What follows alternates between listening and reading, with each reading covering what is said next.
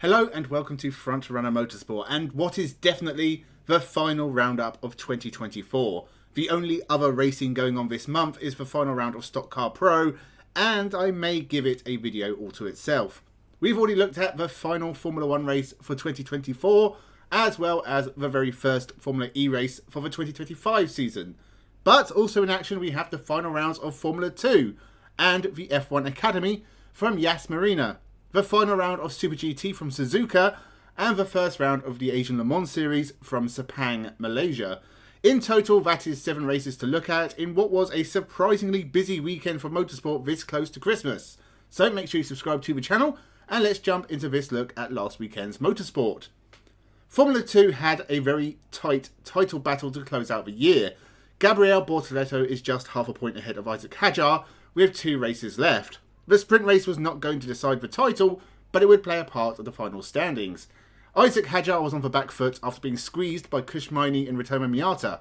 Miata got into further trouble when he spun Victor Martin's round, who I'm sure will be glad to see the back of 2024. Gabriel Bortoleto climbed his way up to second, whilst Hadjar was at the back end of the points, fighting hard with Dino Beganovic. He managed to gain further points back after Amaury Cordial took out Joshua Dirksen, and gave us an exciting final few laps to the race.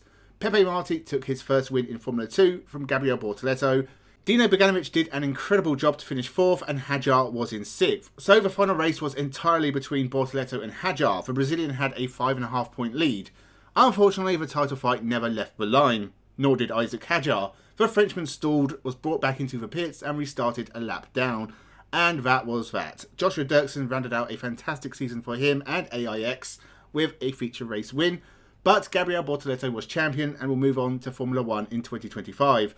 Commiserations to Isaac Hadjar, that was a horrible way to lose the championship. I think another season of Formula 2 would do him well. There doesn't appear to be space in Formula 1 for him right now, but that might possibly change if there is a bit of a switch around at Red Bull. Andrea Kimi Antonelli sat out the final 2 races as he is taking part in the Young Drivers Test, the least deserved Formula 1 driver for a long time. I hope he has a better 2025 because he has been very average in 2024. Overall, it was a good championship and I'm looking forward to 2025. F1 Academy was coming into the final round of its second season with Abby Pulling already champion, so this was just for honour. Chloe Chambers led the way but had a spin early on and gave way to eventual winner Abby Pulling. That pretty much sums up a very dull race 1. On to race 2, and Chloe Chambers got by Pulling on lap 1 and led, whilst Lola Lovenfoss bounced Carrie Schreiner out of the race. It was a dull affair in the second half of the race. Abby Pulling took back the lead and took another win, whilst Lovenfoss claimed more victims, taking out Jessica Edgar. Another great race with Chloe Chambers. She has been hugely impressive in 2024. On to the final race, Chloe Chambers and Dorian Pan made contact and dropped to the back, so that was 2 of the top drivers out of the way. Bianca Bustamante made a desperate lunge but led to contact with Hamda Al-Khabazi. Luckily, they both continued. Leah Block also turned around Hamda Al-Khabazi, and that brought out a safety car and a 1-lap sprint to the finish. Suspect driving standards again from F1 Academy. Maya Woog took her first win of the year ahead of Abby Pulling, who finishes every race on the podium and is a well-deserved champion. It'll be interesting to see where she goes next. Everyone else, not really up to scratch. The final round of Super GT for 2024 from Suzuka.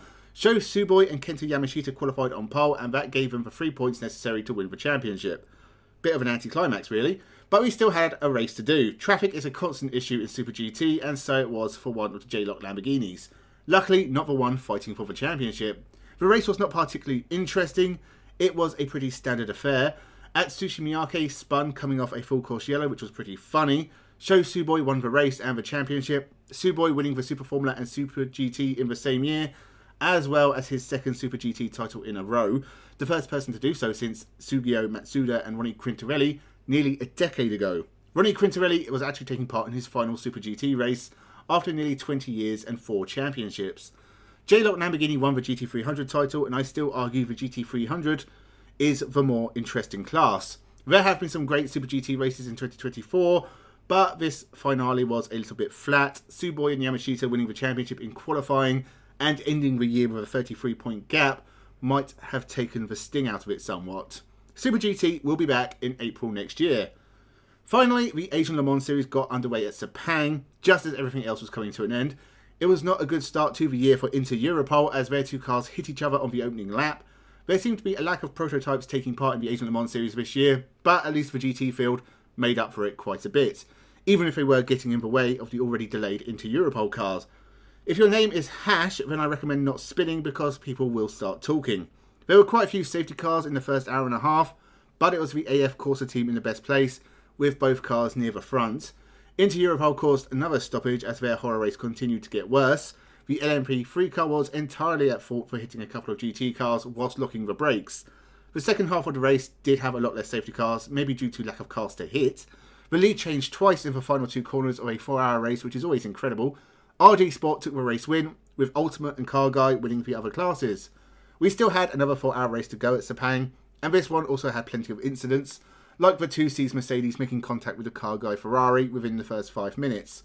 This wouldn't be the only incident involving the Car Guy Ferrari. A very different looking Inter-Europol car got into more trouble as the rain started to fall on Malaysia. Given how many safety cars there were in the first half, this did not bode well.